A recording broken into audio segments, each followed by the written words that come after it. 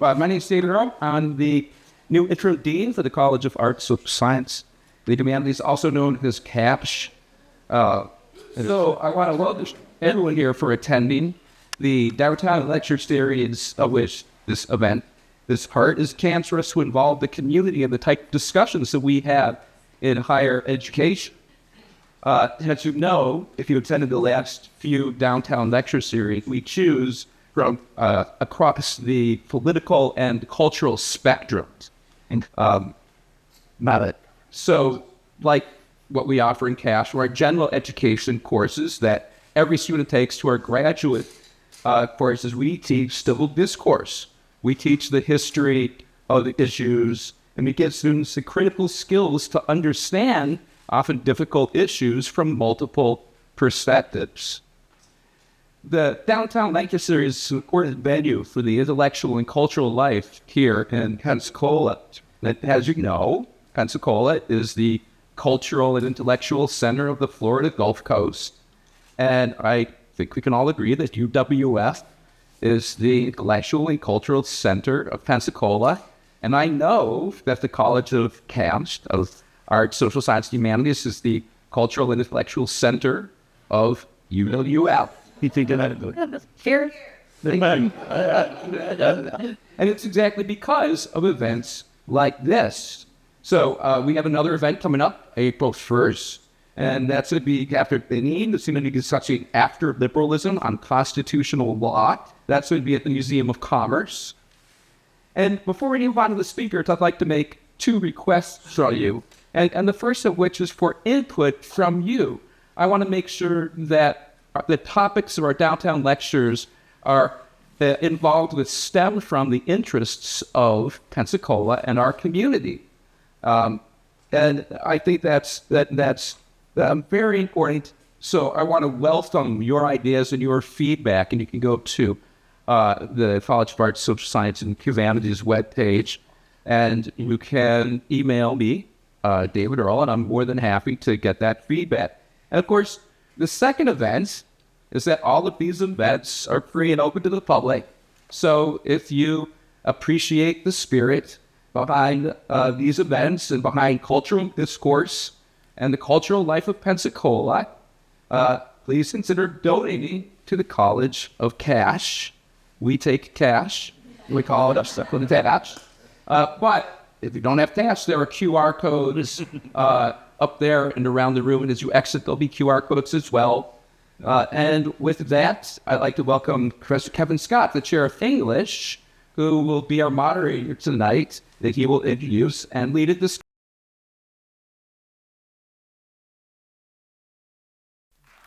After you, and what?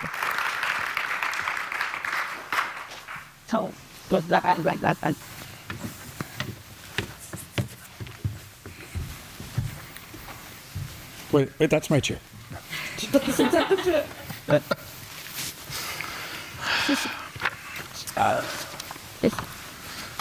Thank you all for coming. So I'm very pleased to be sitting here with Jefferson Cowie. He is the James G. Stahlman Professor of American History at Vanderbilt University. We're here to talk to him about his book, Freedom's Dominion, a Saga of White Resistance to Federal Power, which was awarded the Pulitzer Prize for History in 2023.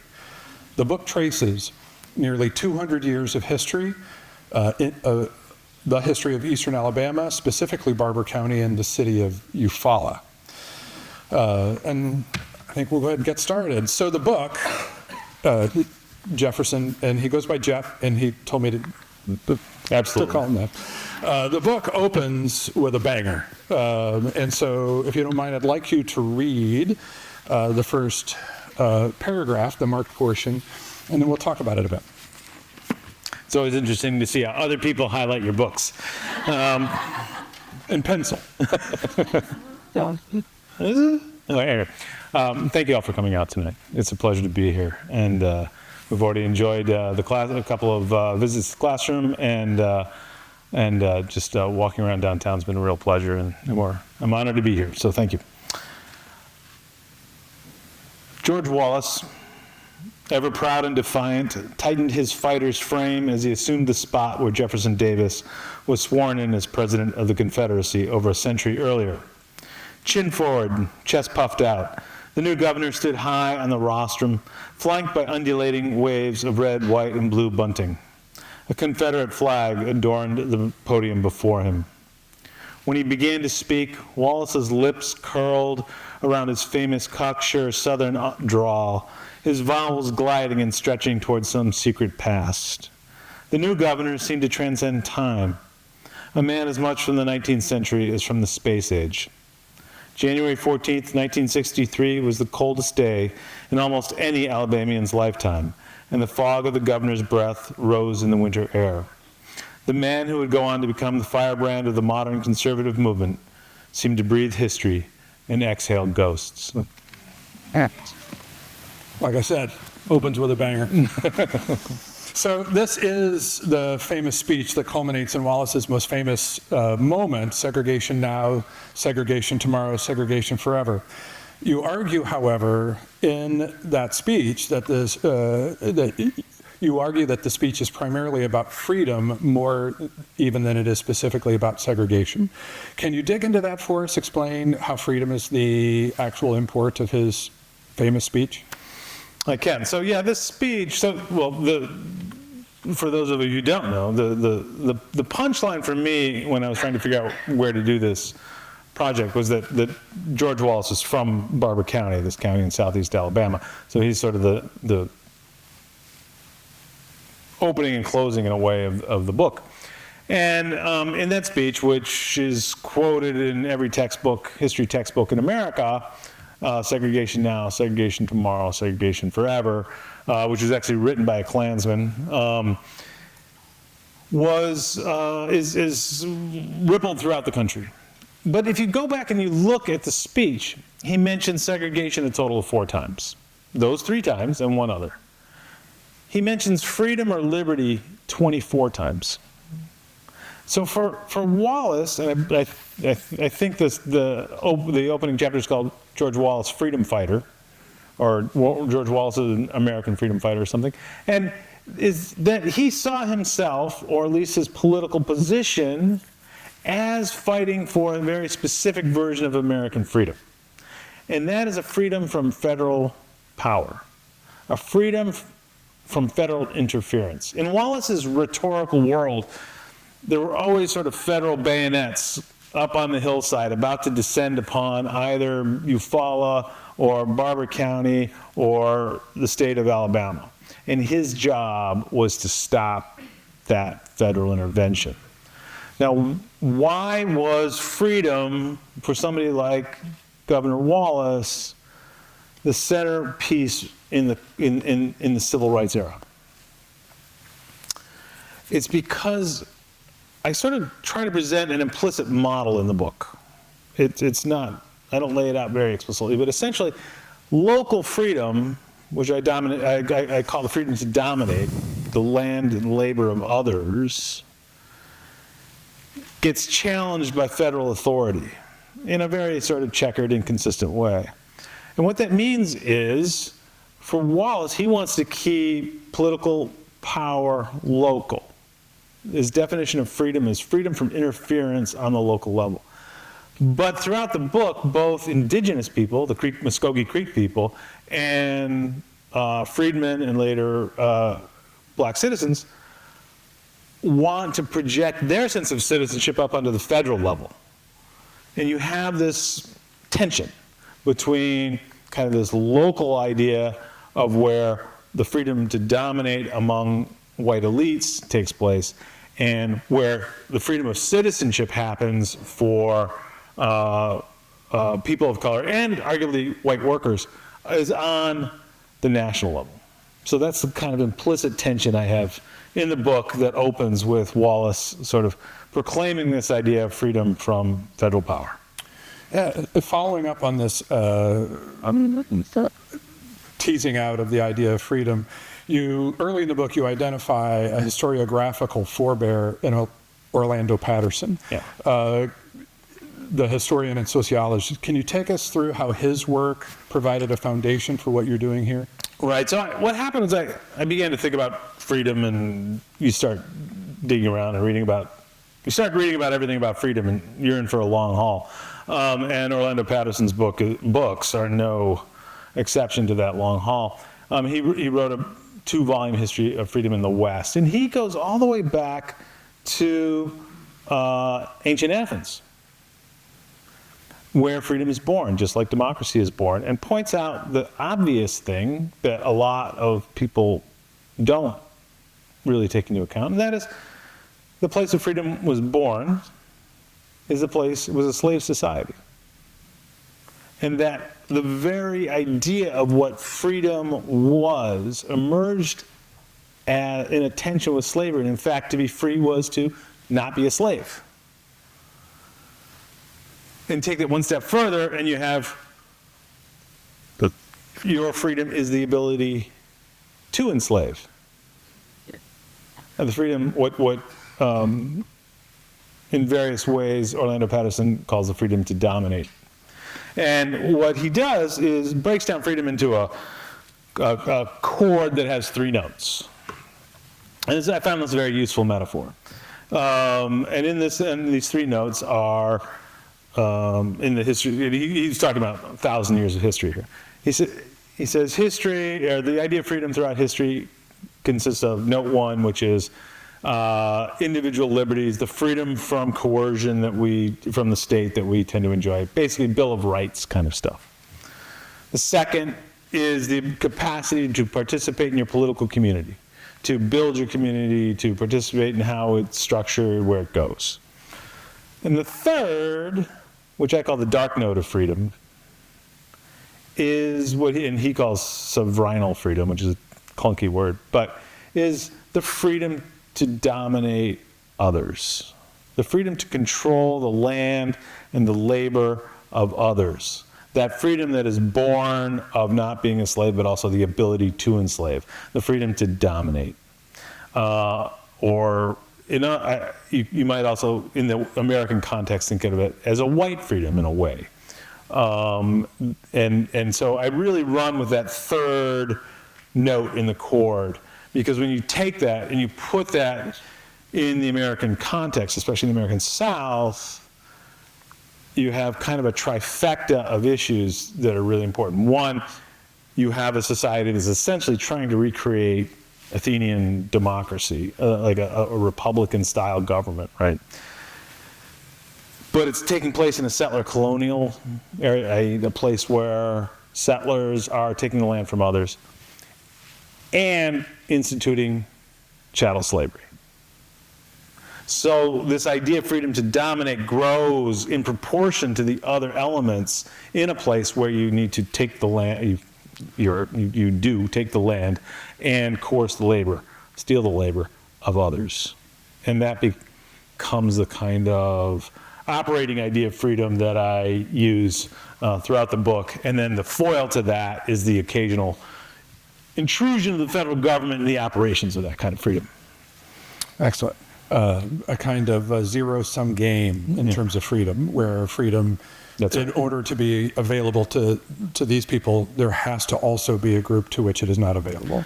That's right, and it's a very counterintuitive sense of freedom, right. I think. We tend to think of freedom as the struggle of the oppressed for some kind of liberation, right? But this zero-sum concept I found very central to how not just this one place worked, but a lot of American politics. Yeah.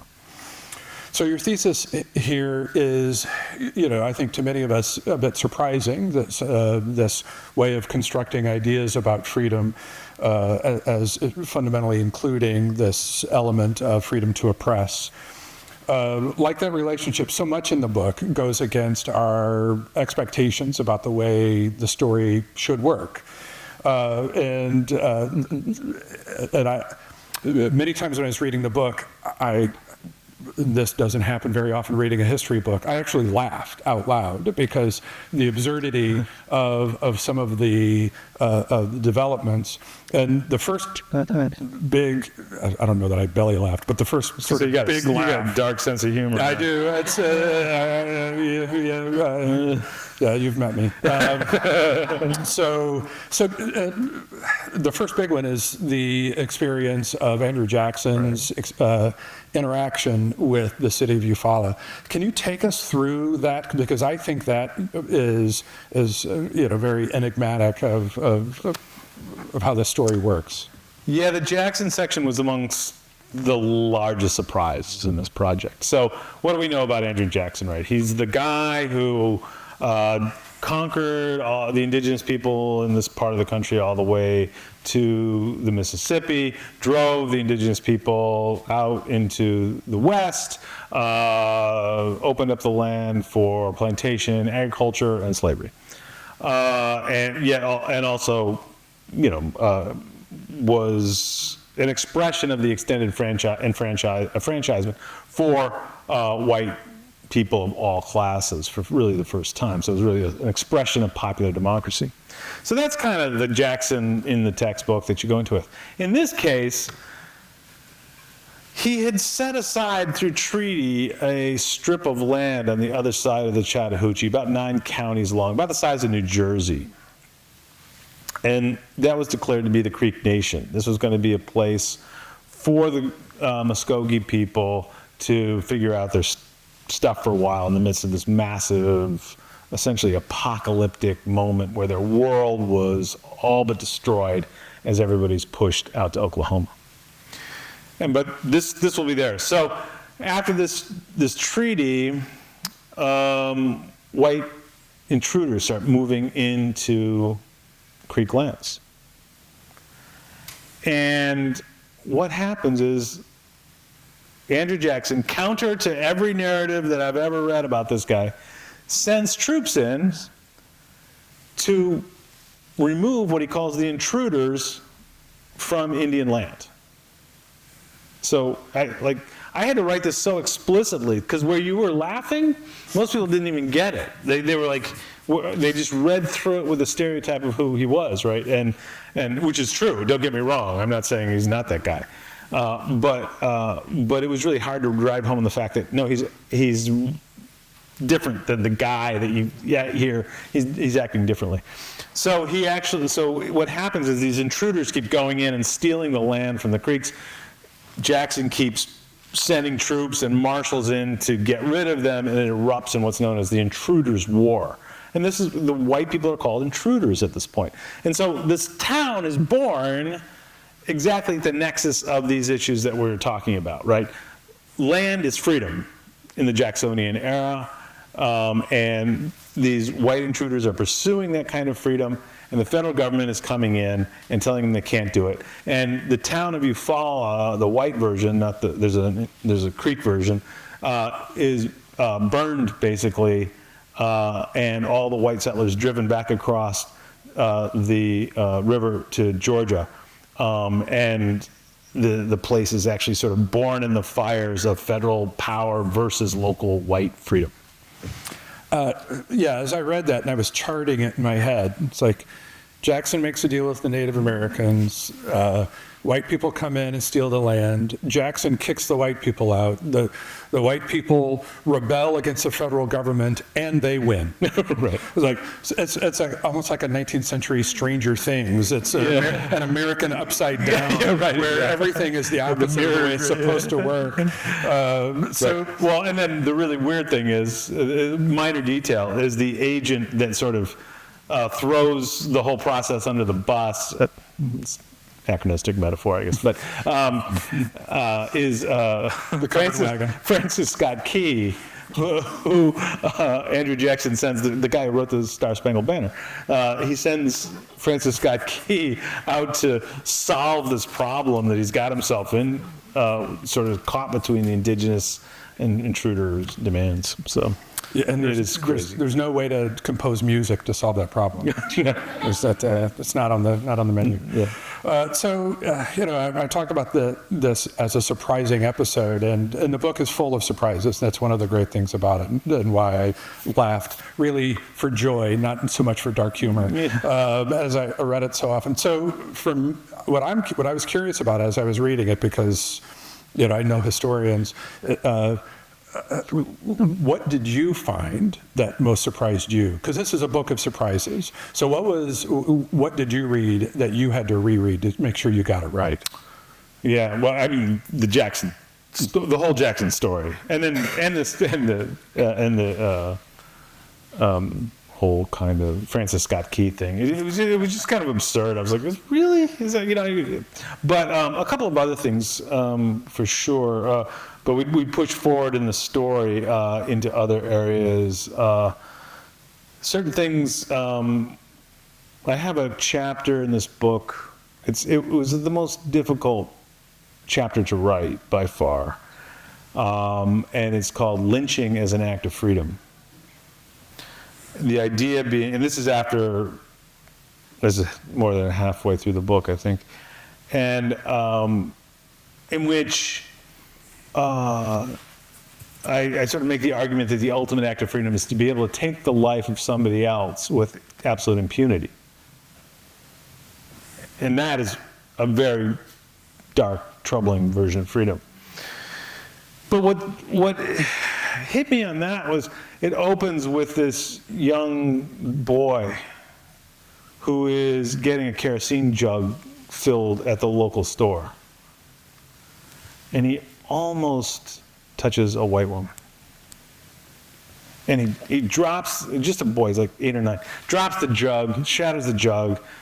And what's interesting to me is that the fear of being lynched for touching a white woman had entered the nervous system of somebody that young.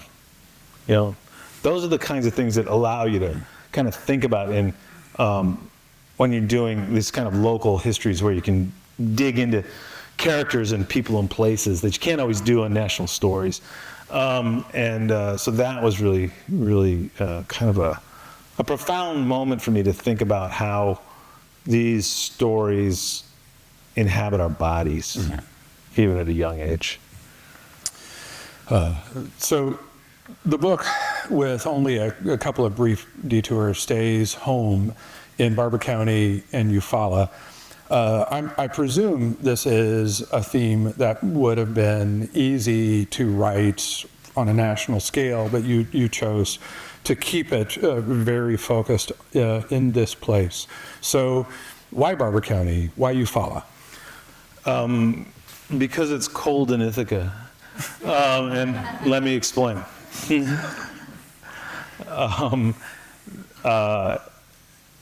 I used to teach at Cornell University for 19 years, and that's in upstate New York.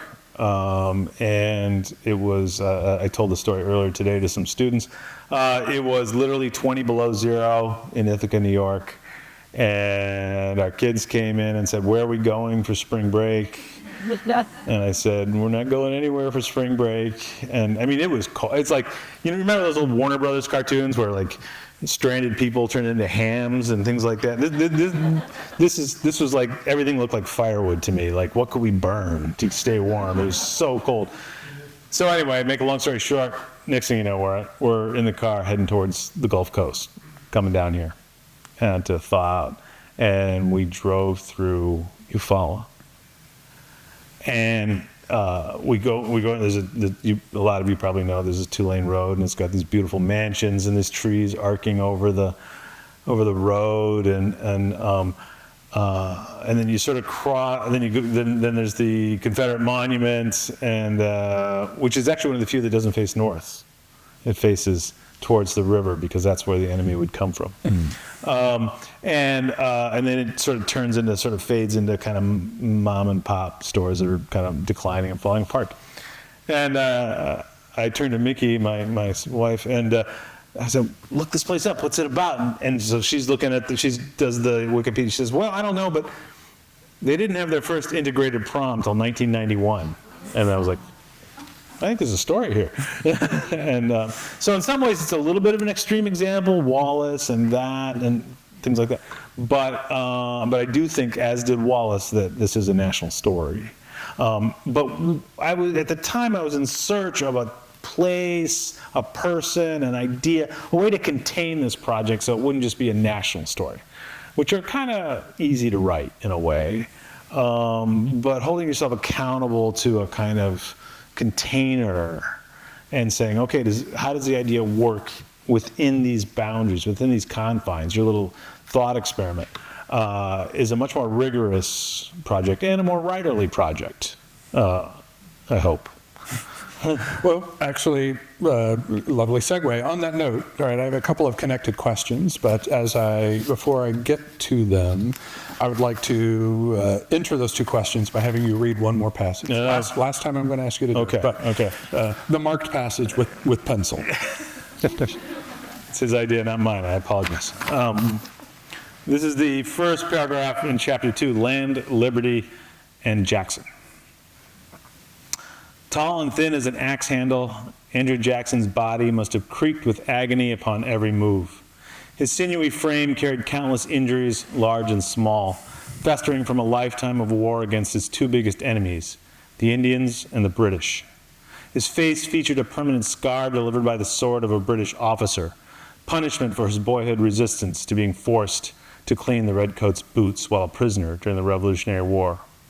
He bore discernible scars from the smallpox he contracted while in jail for his offenses, all before he was even an adult. A bullet remained lodged in his arm from a duel, and another was inoperably embedded near his heart and lungs. Jackson's body was the corporeal archive of a pugnacious soul. So it feels almost glib to call this writing evocative. It's both lovely and harsh. It uses consonants that, hit the, the consonants echo the penetrations of Jackson's body. So, no comment on the life work of historians. That's, as I've said, that's mostly what I read. But this level of attention to the writerly virtues is not terribly common amongst the best written history. So I'm curious about your choice to choose this book, to dedicate the extra time it must have taken to write at this level. So can you take us through your writing process? I don't think you'd want to be there for that. Well, I have a fantastic editor. But I did set out for this to be a kind of writerly project, and I wanted to push that as much as I possibly could. Because for me, what I'd seen in the genre was there's good writing, but it tends to be kind of fluffy history, or just, thin presidential biography or something like that. It doesn't have a lot of ideas or depth of research. And then there were really detailed, dense historical treatise that everybody reads the first 10 pages of and gives up. So I wanted to kind of bring those together a little bit. And choosing a place was part of the choice in that. And I'm a very visual writer. I need to see it. It's almost cinematographic, actually. You'd appreciate this. It's. I think I write a little bit like a movie maker in a way. Like that opening scene with Wallace. That's a kind of visual tableau sort of thing. And same with. I guess the Jackson thing is a little too internal to be visual. But I wanted to see him and feel him as a kind of tortured body in his own cause, right? Like internalizing the American contradictions, right, in his body and soul. And so I don't know how to do that except to keep whittling and sanding until it works. At least you hope it does. You never know. You really never know whether it's working. Well, as a kind of follow-up, this is the first book that you've tackled that is primarily about the Deep South. And the Deep South has a tradition in its writing that tends to foreground the evocative, and writing, the writing of some Southern historians has also attempted a kind of evocation. So was there a part of your desire to foreground the writerly virtues also in part influenced by the setting, the place, and the culture you're discussing? Yeah, I actually had to back off some of the romance of that. I think the early drafts went way too far in romanticizing the otherness kind of thing, and in fact went much more. The facts spoke for themselves so powerfly in this that were coming out of the archive. You know, it's a product of a lot of time in the archives, and to me, it almost felt like all I had to do was link those things, those facts together, and they kind of spoke for themselves. It became an organizational thing. You know, all those facts of Jackson's body are available to anybody, but you put them together, and then you have a kind of vision. But this didn't start off as a Southern story. I just wanted to talk about freedom, and I found this place. So, but the more you're in it, the more you know, there's Flannery O'Connor, and there's Faulkner, and there's Shelby Foote, and there's whomever you want to think about in the back of your mind. And some of the greatest American historians are write about the South, you know, whether it's Eric Foner or C. Van Woodward or whomever. And there's a kind of weight to Southern history that forces you maybe just to be a little bit more evocative. Yeah. But there wasn't anything necessarily conscious about that choice. No, I believe it. So alongside your tracing of the idea of freedom, there's another undercurrent in your book, one in which you seem to be wrangling a bit with the idea of Jeffersonian democracy. You imply that the Jeffersonian vision, the yeoman farmer and the nearly absent federal government, is a little bit fantastical and maybe even a little naive. Not to say that it isn't regularly tried.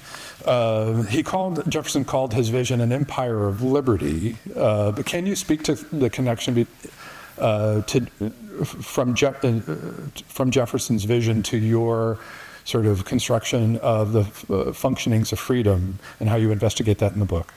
Yeah, there's a chapter, I had to look it up because I can't remember anything, but called White Oligarchy as Jeffersonian Democracy. And that's the idea.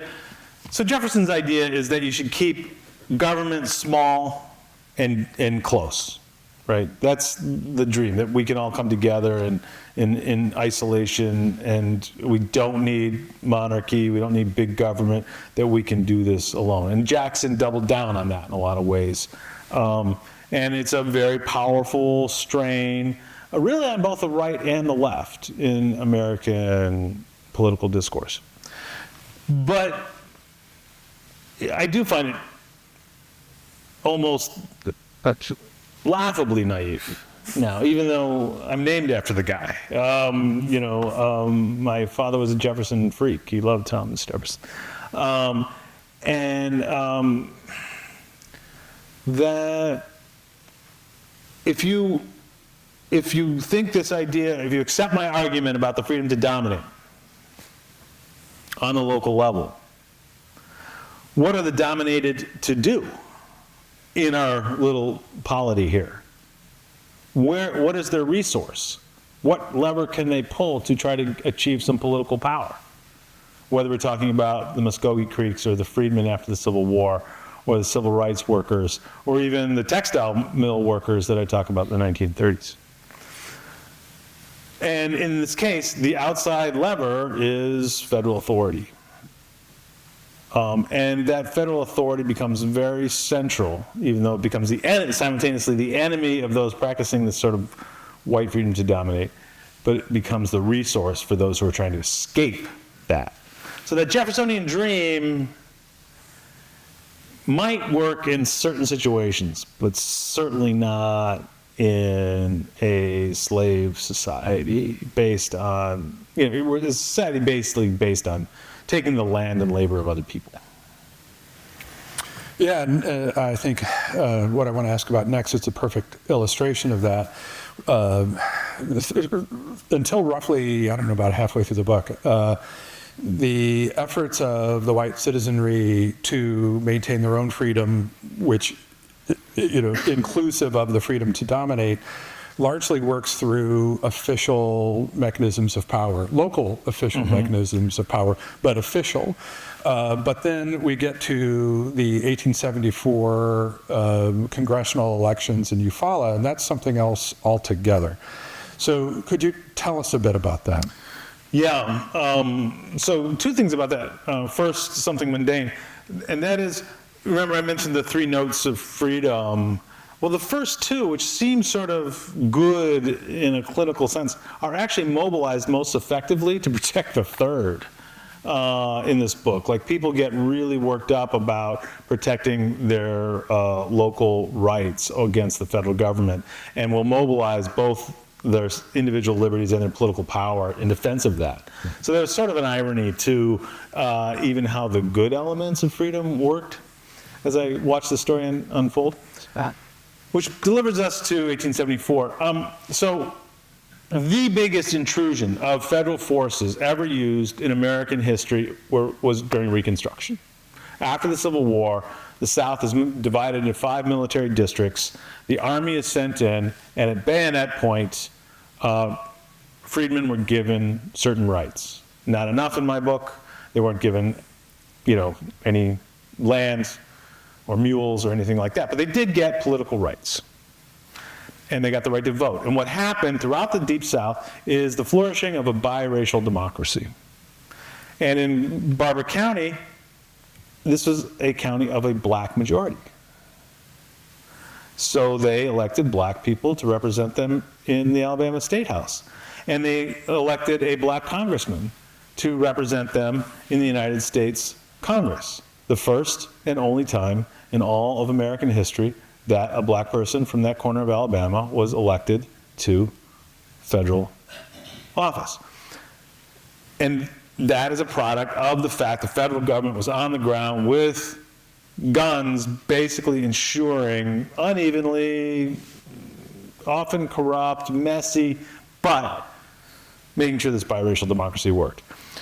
Well, the white elite didn't like this so much, and they tried all sorts of shenanigans for multiple election cycles, stealing ballot boxes and backing Republicans and all sorts of shenanigans. None of them worked, and this continued to be a biracial democracy until midday in November 1874, when the black voters from the southern part of the county came into Eufaula, and the black voters from the northern part of the county came into Eufaula. And they're rural workers, right? They're sharecroppers at this point.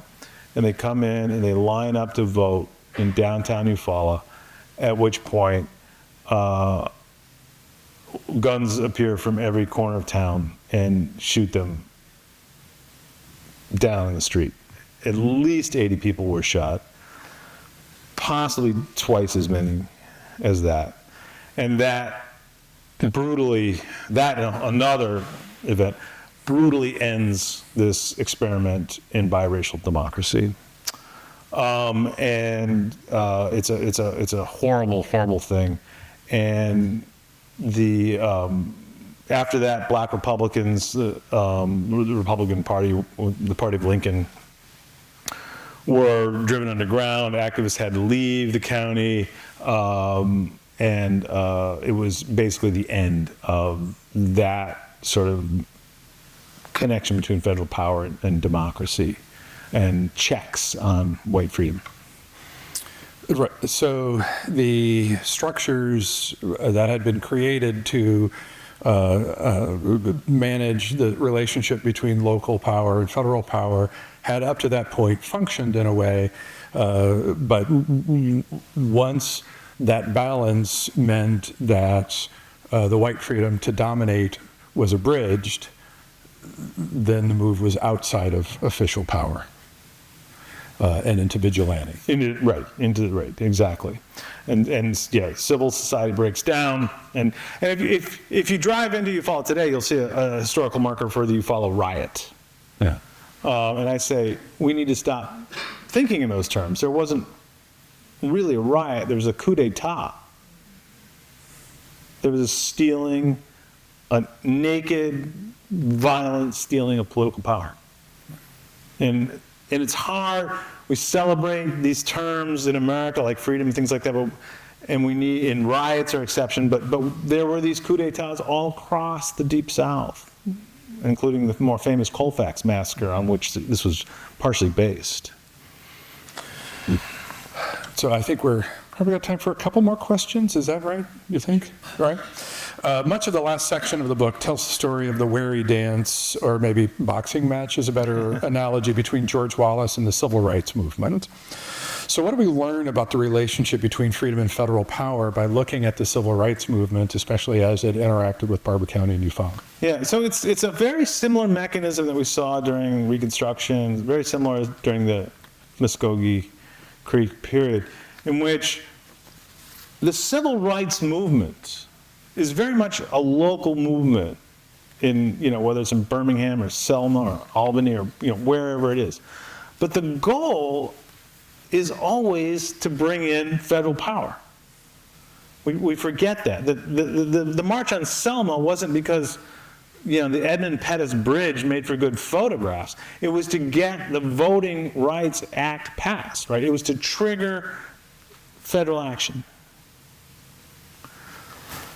And so it's the sort of layers of citizenship continue to be the case. And I'll give you, you asked earlier what a surprise was in the research. And this surprise was kind of revelatory to me, and put the pieces of the puzzle together. I was talking about this a little earlier today. After the Voting Rights Act is passed in 1965, the Southern Christian Leadership Conference sends young organizers out throughout the South to organize voters. And so did SNCC, the Student Nonviolent Coordinating Committee. But they were always in tension. Anyway, it doesn't matter. Late 65, Hosea Williams, Martin Luther King's key lieutenant, is trying to figure out what's going on, why some counties have really good numbers of registration figures, and some counties are bad and some are weak, and he can't figure it out. And he's like, this one's organized by SNCC, this one by SCLC. Well, what's going on? There's no pattern until the light bulb goes on. And the reason that some counties had high registration numbers is very simple. There was a federal register present in the county.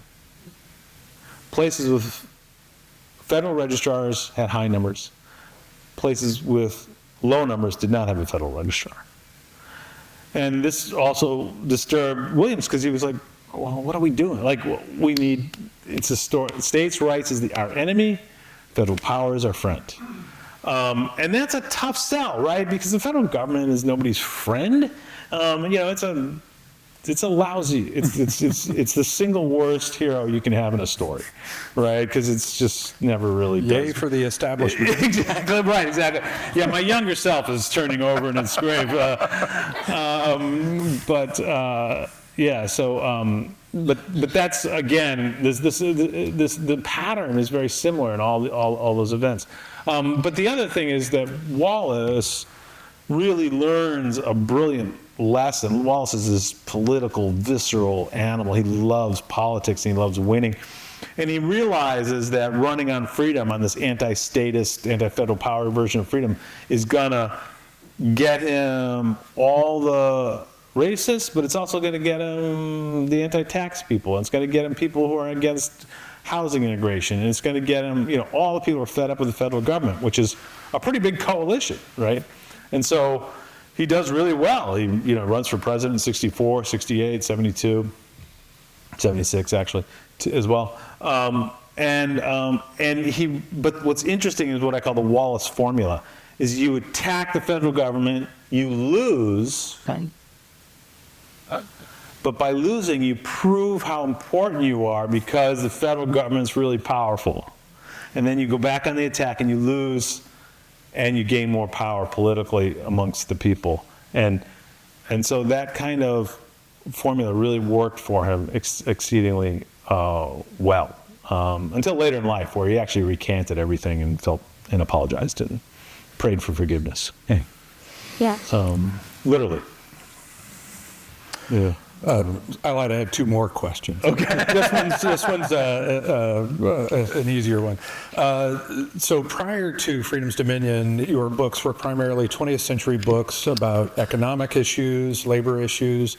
The Great Exception, your book about the Roosevelt era, and Staying Alive, about the attacks on the working class in the 70s. Is there a through line that you see in the books that's, study the way economics exert control and these structures of freedom? Oh boy, this isn't a short question, my friend. I lied again. Yeah, exactly. Just when they're like, I can taste the brownies over in the reception.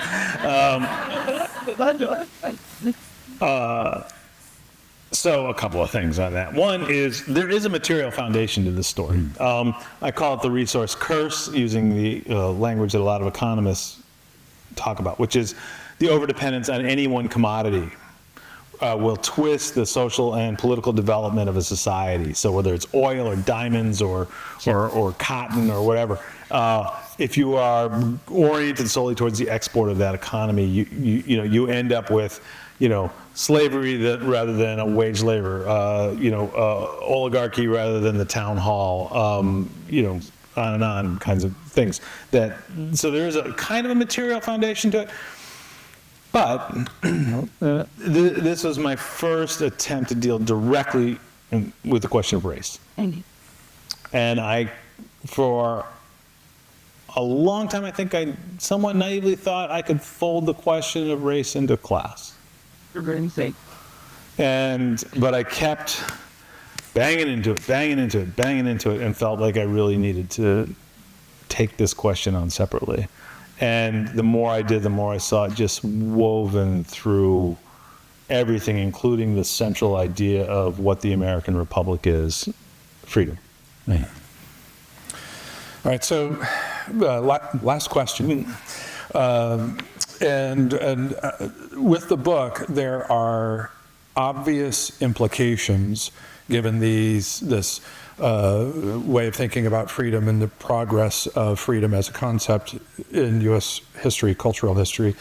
So one of the things that struck me as I read the book was especially about populist movements embodied most notably in the book by George Wallace, and a phenomenon we're seeing again. It seems to me that your construction of American ideas about freedom could square the circle between what we think of as traditional or establishment conservatism that dominated for 50 or 60 years after World War II, and the resurgence of this populist conservatism, which is dominating now.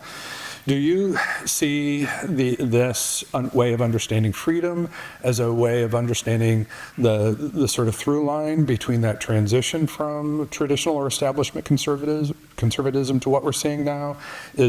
How do you see all of those factors rotating around each other? It's a great question.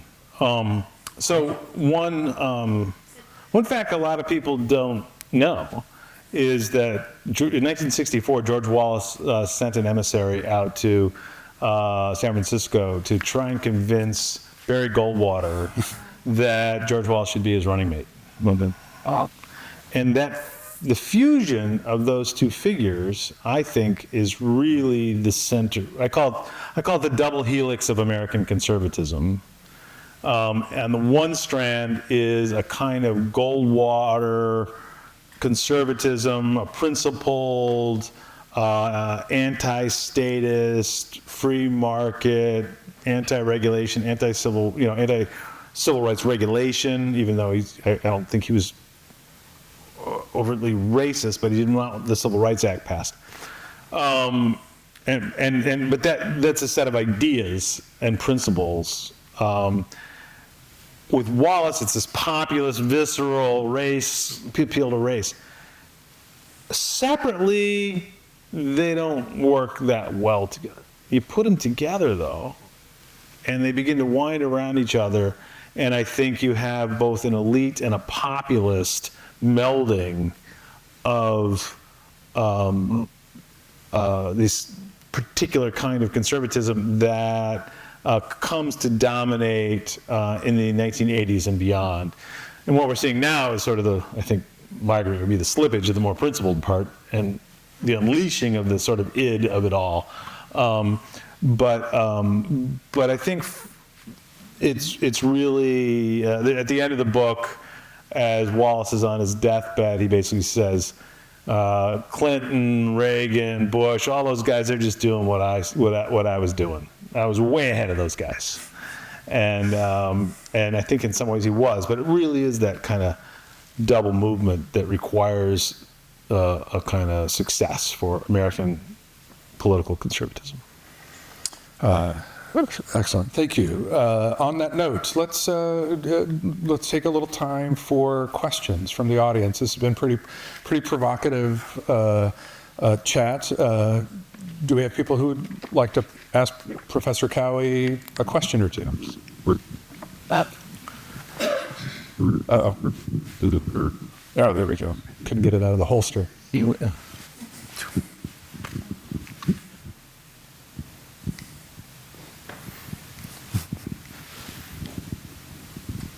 I didn't know you saw my hand. Well, you're on the spot now, my friend. I didn't mean it.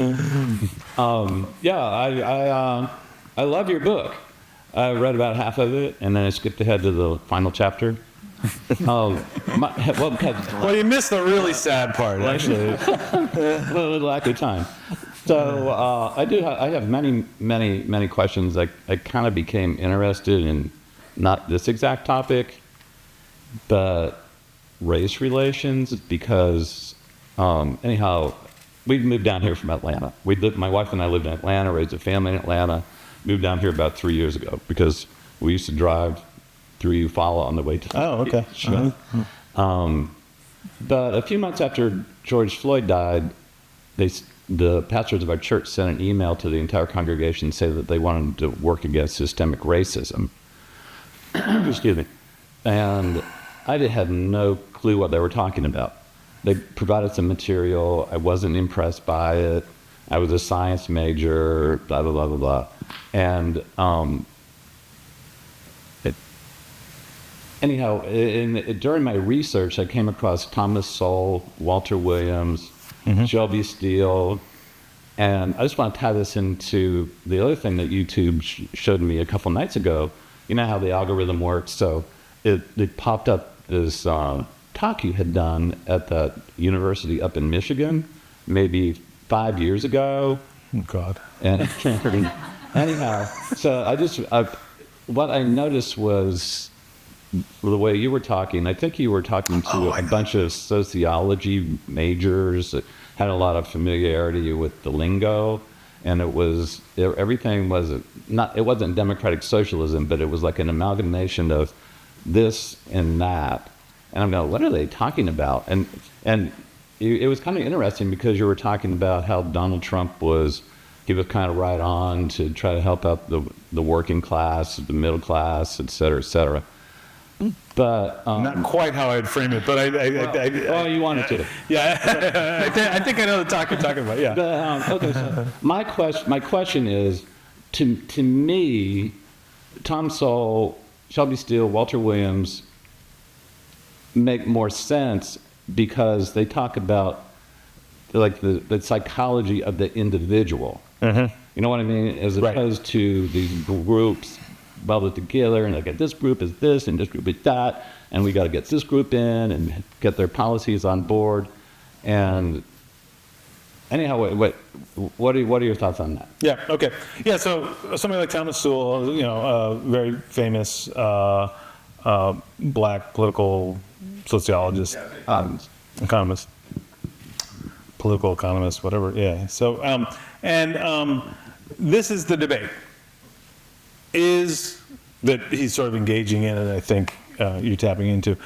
Is this a problem of individual behavior, or are there structures and ideologies in which we find ourselves functioning that transcend individual sort of moral compass questions? Is that kind of what you're thinking about? Yes. Well, Sowell pointed out that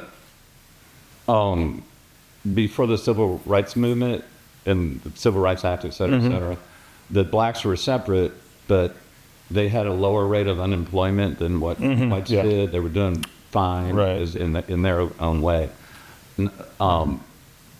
But then following this Civil Rights Act, and he uses maybe kind of a crass phrase where the woman is married to the government, and education isn't as good. They don't advance. There's more crime. There's drugs and all that kind of thing. Right. So, anyhow. Okay, now it's a separate question, but and it's a legitimate question. But let me think about the first one for a sec first. And what I got, this gets into the question of critical race theory, which I'd never, I knew what it was, but I'd never said out loud my entire life until it popped up through the sort of Republican strategy machines. Lounge. And so that idea is more akin to what I'm talking about, which is if you buy my argument, and you don't have to, that it's not just neighborhoods, schools, employment, other things that are structured around racial questions, racial problems, but actually the founding principle of the country, which is freedom,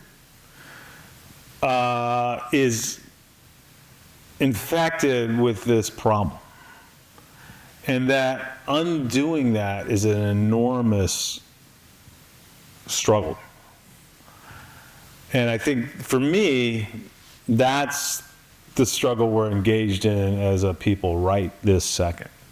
The answer is probably not the type of welfare policies that Thomas Sowell's critiquing. So I'm not necessarily championing that element of the federal government. What I'm championing here, and if I could read one more section here, boss, I would. You're here, might as well. It's the end, and this goes to your question, I think. Stories like this history of American freedom are the architecture of our minds, the repository of our most foundational ideas. They are how many Americans consider their heritage, contemplate their ideas of citizenship, imagine their nationhood, and police their identities. That architecture is designed to withstand the challenge of other stories. To confront the saga of freedom is to confront the fundamentals of the American narrative. We ought not embrace the cruelty of the past, but neither should we continue the malignant idea that the story of oppression was never the real American story. The solution is to change the narrative clearly and aggressively, to commit to a bright, sharp, militant defense of the one single, unambiguous thing that the federal government should do: defend the civil and political rights on the local level for all people. Cries of the freedom to the contrary be damned. I did get a little rhetorical there. So my argument about the federal government is actually not the kind of stuff that Sowell is critiquing, but actually that we need to stop talking about freedom and start talking about democracy. Because democracy requires us to come together. Freedom is a secessionist idea. You can leave. You can get, Whitman said, even a Democrat like Whitman said you could leave, right? Like you can hit the open road and, get out. But democracy requires institutions, it requires laws, it requires sacrifice, it requires compromise, it requires being with people you don't want to be with.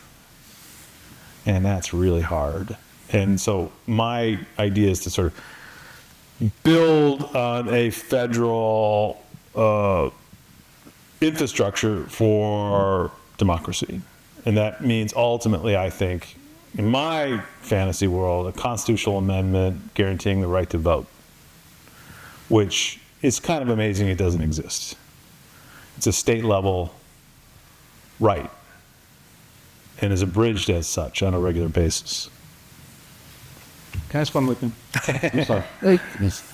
But we do need to make sure. Are there other questions? We need to make sure other people get a chance. Yeah. There's one right here. We can talk afterwards, though, sir. Yeah. He's going to be book signing. Yeah. as a writing teacher, I really enjoyed what you were saying about thinking as a cinematographer when you were writing. I frequently quote to students Conrad's line about the most important thing is to make you see, right? And it quoted in a literal sense, right, not a metaphorical sense. So when you're writing, do you find yourself drawn first to your mind's eye, the images, the what you're seeing, and then the thematics and the rhetorical argument comes out of that imagery, or do you start with the rhetorical impulse of your writing and then the images find their way to it? It's sort of neither. It actually comes from the archive. Like something hits me. Historians have the glory work of this is going through boxes and boxes and boxes of old dusty papers. That's what we do. And you pull something out and you see that, and you're like, oh, here's a glimmer, here's a piece of that portrait that I want to paint at that moment. And I really kind of build around what I find archivally. And I think that's kind of, in some ways, as an historian at least, that's the most honest way to go. There's a couple where there's one where I really deal with the natural world around that, but even that I drew less from my own experience of walking around the county than I did from descriptions in the WPA archives of the area. And so I'm definitely kind of a historian's historian in terms of holding my feet to the archive on that. Yeah. Good. Let's couple back there. Hey.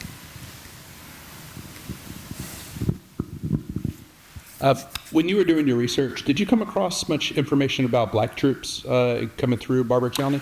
No, I didn't. Are you aware of some? No. Oh, okay. I was like, oh, God. That's good. I mean, not good. Let me get this right. Not good for only for my hide. Yeah, no, I did not. And the federal presence was there, even at the riot, so-called, what I call the coup d'etat. There were about a handful, a small company of federal troops. So it was never huge. It was just enough. So, but no, I think if there had been any black soldiers, it would have been absolutely hysterics. Would have come out. There would have been a chapter. Yeah.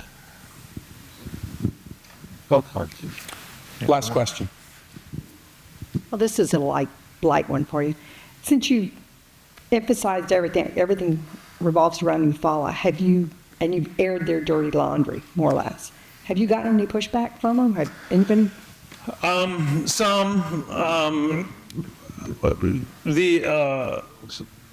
The members of the Pulitzer Committee and I went down to Barber County together, and we did a podcast walking around Barber County. It'll be available soon, I think. And we kind of probed the edges of this question.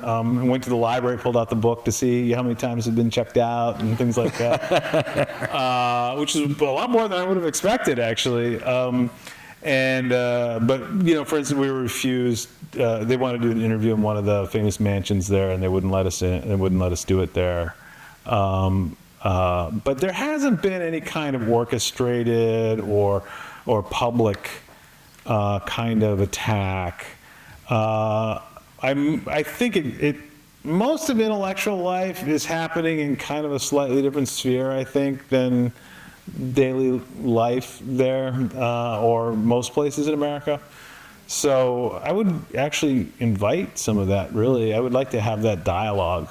But I also, the way I did the research, I did not do I did almost none, interviews, or I wasn't a public figure. I stayed beneath the radar because I wanted it to be the archival story more than any kind of personal engagement with the place. So, but I have had a lot of people who were veterans of the modern civil rights movement or recent sort of residents who are supportive of civil rights and things like that reach out to me. One, I don't know if I should tell this story. No? Okay. My wife says, no, don't tell that story. But by and large, no.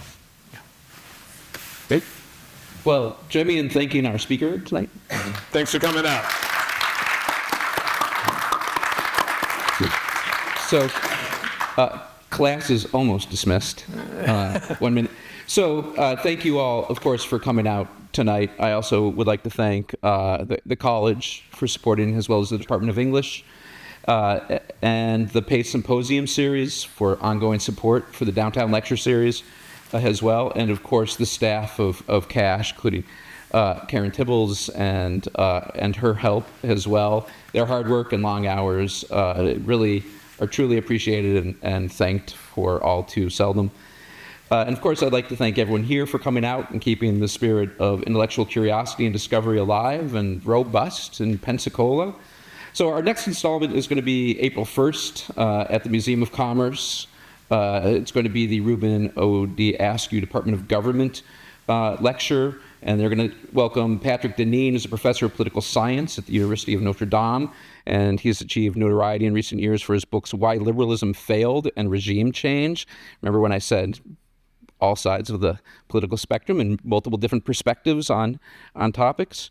So in general, to learn more about this series of Downtown Lecture Series and for details about future programming, please visit uwf.edu/downtown lectures. And with that, thanks everyone. There's going to be a book signing in the back. I urge you all to buy the book and get it signed. And I'll see everyone at the next Downtown Lecture. Thank you so much for coming.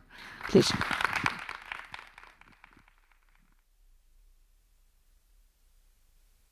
Right. Yeah, do this.